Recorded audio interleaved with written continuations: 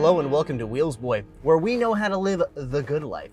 That's why we know if you want a 3-row, full-size premium SUV, you want the 7 Series of SUVs, the BMW X7. What could possibly beat the power, the presence, the pure prestige of this German behemoth?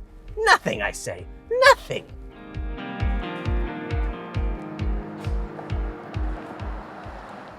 I don't know about pure prestige, but if you're looking for a full-size 3-row SUV with more features than a Gulfstream 5, you really ought to be talking about the Li Auto L9.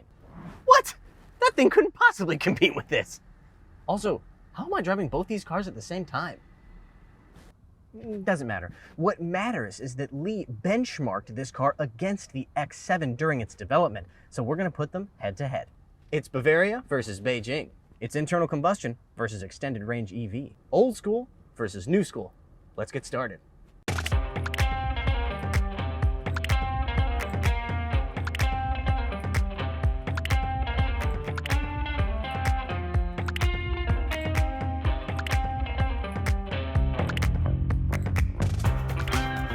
It's pretty obvious why Li Auto benchmarked the X7 when developing the L9. It's the poster boy for the zero-compromise approach that is taken in this segment. It's got space, luxury, power, and a badge that says, "Please don't talk to me unless you're in my tax bracket." Without this badge to lean on, along with a long history of design language, Li Auto had to go a slightly different direction, something that's obvious once you park these cars next to each other.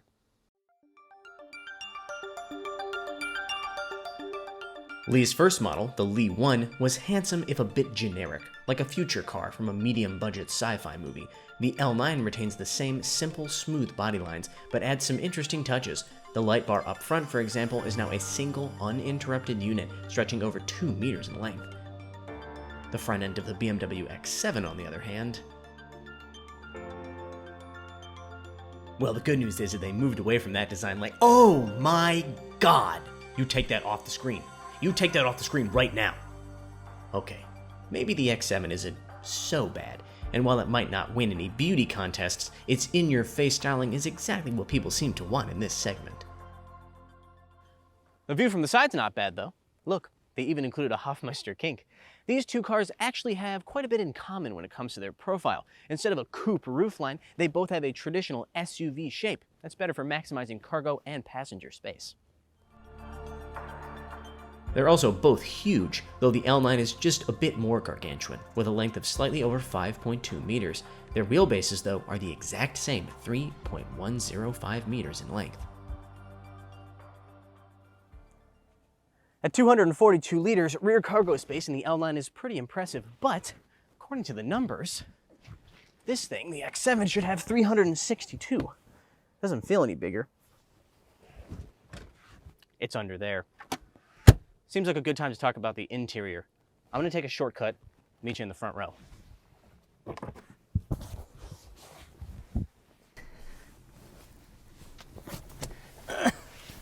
Okay, this is worth it. This is worth it. This is a good joke. They're gonna like it. They're gonna laugh. They're gonna laugh. No, hold on, just get. Okay. The X7 has everything you would expect a $75,000 car to have. That includes a 12.3-inch instrument cluster screen, as well as a 12.3-inch infotainment screen here, touchscreen of course. It also has enough buttons to sink a ship, at least by modern standards. I love physical buttons, don't get me wrong, so these AC buttons, that's great. Heck, volume knob, I love it. However, I don't think you need an individual button for every single different driving mode. This car comes with a standard 10-speaker audio system. However, you can upgrade to a 20-speaker Bowers & Wilkins Diamond surround sound system. Our car doesn't have that, but you could upgrade to it if you wanted to. In terms of material quality and fit and finish, pretty much impeccable.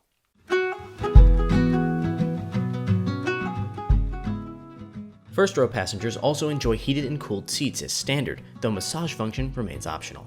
Second row passengers can also get heated seats on some models, though it's optional on lower trim levels. The same goes for heated and cooled cup holders.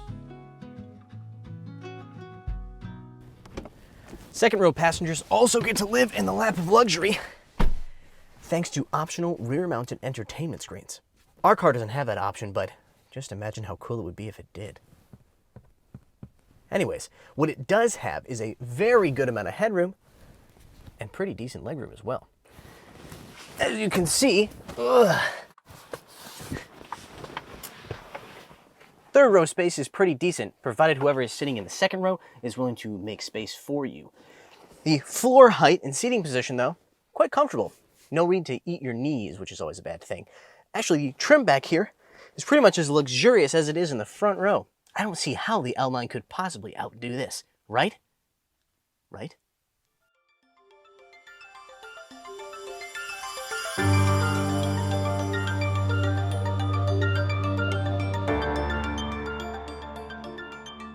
Going from the X7 to the L9 is like time traveling. Where the BMW uses opulence, the Li uses minimalism. There is no crystal shift knob in here, but in its place is a level of technology that makes the BMW seem, dare I say, dated?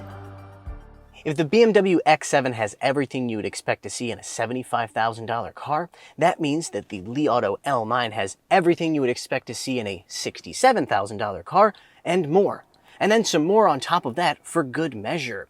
You won't hear me use the word optional very much when it comes to this car because there is only one trim level available. The only added cost options are things like a couple of exterior colors, including this green, and the electrically operated running boards. For that price, the interior of the L9 outdoes the X7 in pretty much every way imaginable. Instead of a 12.3-inch infotainment screen, the L9 has dual 15.7-inch OLED 3K screens. The UI on those screens makes the BMW system look like a graphing calculator in comparison.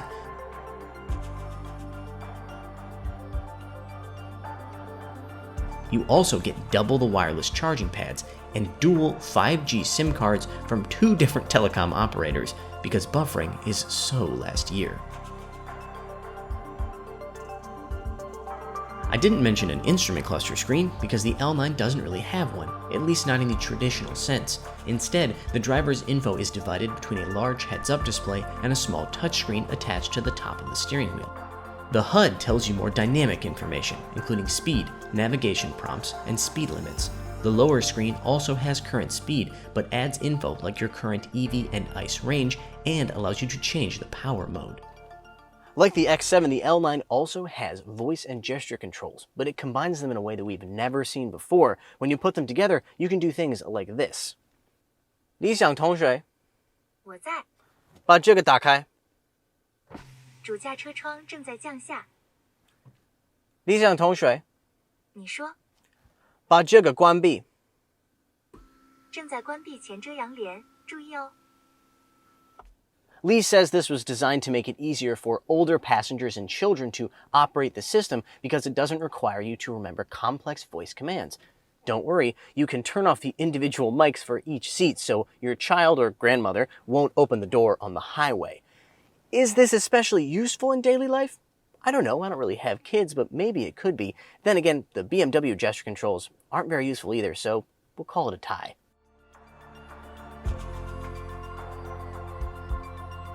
While the availability of heated, cooled, and massaging seats on the X7 depends on which trim you choose, every L9 has heated, cooled, and massaging seats, not just in the front row, but in the second row as well. Heating and massaging functions aside, I gotta say, I think the seats in the X7 are a little bit more comfortable than the ones in the L9. I just feel like they're more supportive. After over an hour of driving in the L9, I had a bit of a backache, but in the X7, I felt fresh as a daisy, despite my herniated disc. That doesn't mean this car is uncomfortable in any way. Tons of space and material quality, well, it's actually quite good. Lots of soft leather and high-quality premium plastics throughout. The same goes for the second row, which also has space for days. It's also the best place to enjoy the sound system in this car, which is a ridiculous 2,160 watts. The BMW's upgraded system, 20 speakers. This one, 21. You also can use that to enjoy this, the third 15.7-inch screen in this car. This is a touchscreen, but it's kind of far away from the seat, right? Especially if you were a kid. That's why you can use gesture controls to do everything. Scroll through content, select, pause, fast forward, rewind. Heck, you can even adjust the volume like that.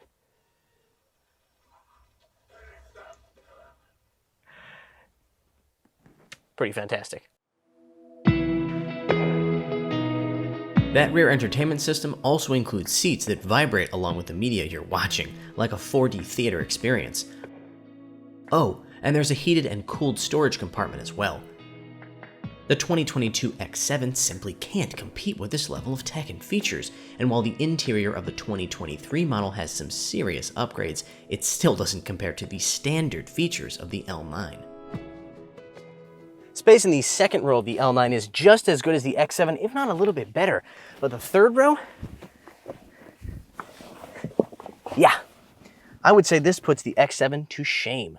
Pretty ironic considering BMW's legendary marketing slogan, the ultimate third row space machine.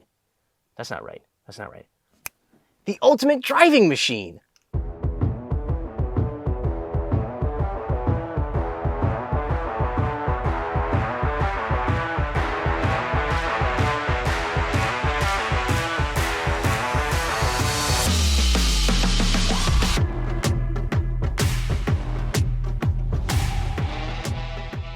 And this is where the X7 starts to close the gap that the L9 created with all those crazy comfort features and stuff like that. This thing drives in a way that doesn't really make sense for such a large SUV. Turn-in is quite good, and so is steering feel, all things considered at least. Power from the 3-liter inline turbo 6, while not quite as much as the L9, we'll get to that later, definitely feels silky, smooth, and sounds not so bad either. In other words, this thing drives like a BMW. The L9, on the other hand, not quite as at home on the racetrack, but that's not particularly surprising. It has very decent body control, I'd say comparable to the X7. However, when it comes to steering feel, steering feedback, and turn-in, definitely not as good as the X7. The electric motors, though, they provide plenty of power, and you get, a good amount of thrust. Again, that's not particularly surprising considering the fact that Li Auto told me up front this car is not intended for driving pleasure. Mission accomplished if that's the case. They did say, however, that it was designed to be comfortable and easy to control. Those seem like characteristics that are more useful on the road rather than a racetrack, so why don't we see how it does out there?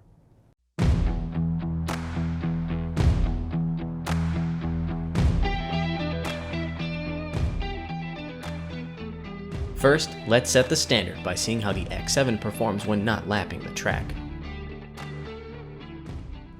The BMW's sharper turn-in doesn't matter quite so much out here on the road, but it still has its charms, starting with a suspension that feels, weighty, solid. It also has an incredibly commanding driving position. I've never driven a tank, but if it feels anything like this, I think that I would like it very much.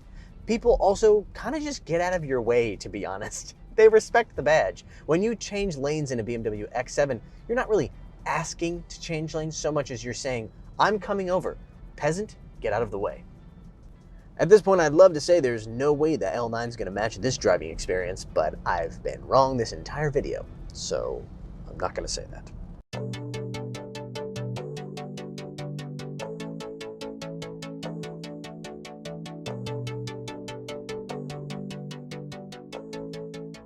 As I suspected, the L9 really started to shine once we got it on the road. Ah, here we go. This is where the L9 belongs, out here on the road. Out here, the difference between it and the X7 isn't so drastic. The ride is quite comfortable, just as comfortable as the X7, if not quite as substantial feeling as the BMW. The fact that it doesn't have the best turn-in or the best steering wheel feedback, not that big of a deal when you're just driving down the highway. I already mentioned that this thing has much more power than the BMW, around 330 kilowatts and 620 newton-meters of torque. Nearest makes no difference, about 450 horsepower and 460 pound-feet. It's also much more efficient, though. This thing has a 1.5-liter turbo 4 generator. That creates electricity to feed the front and rear-mounted electric motors. It can also sometimes charge the battery, but you can charge the battery on your own. That will give you a pure EV range, it's a 44.5 kilowatt-hour battery by the way, a pure EV range of 180 kilometers on the WLTC cycle. If you charge the battery and have a full tank of fuel, you can go 1,100 kilometers on the WLTC cycle. That's not the only bit of hardware that outdoes that on the X7. You see that big lump on the top of the windshield? That's a sensor pack, which includes a LiDAR unit. This car has one of the best ADAS systems, the best NOA, that's navigation on autopilot systems that I've ever used. 导航辅助驾驶已开启，请手握方向盘。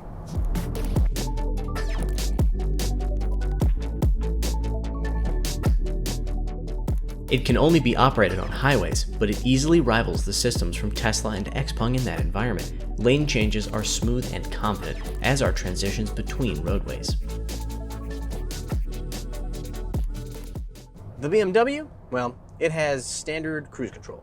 You can get an optional upgrade, but that's still not as advanced as this NOA. Neither of these SUVs is marketed as an off-road machine, but we did get a chance to take the L9 through some off-road obstacles at a track outside of Beijing. The results? The L9 handled it all with ease, including a 60cm or 24-inch water crossing. Though it lacks locking differentials, the L9's electric motors do allow for precise distribution of power in low traction situations.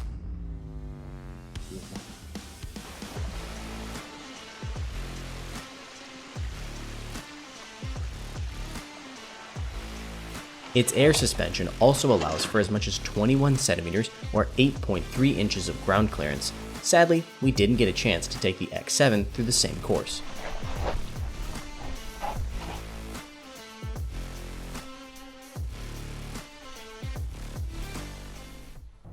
At this point, it seems pretty obvious that BMW and Li Auto looked at the same problem, that being how to make the best full-size 3-row premium SUV, and then approached it from very different angles. BMW, they needed to make a BMW, an SUV they could also handle. Li Auto, all they wanted to do was make a pure family SUV. They didn't really bother to make it have any kind of driving enjoyment.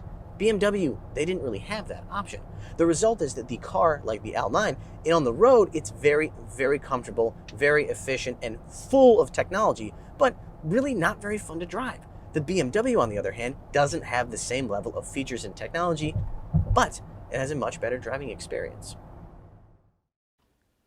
Which of these approaches you prefer really comes down to personal taste. In an imaginary world in which both these cars are available in the US market, this one costing $67,000 US and this one costing around $75,000, I'd probably pick the X7 because I prefer its driving dynamics. However, that world does not exist because the L9 is only sold here in China, and here in China, the X7 starts at $145,000 US due to all those pesky import taxes. At that price point, I'm L9 all day long.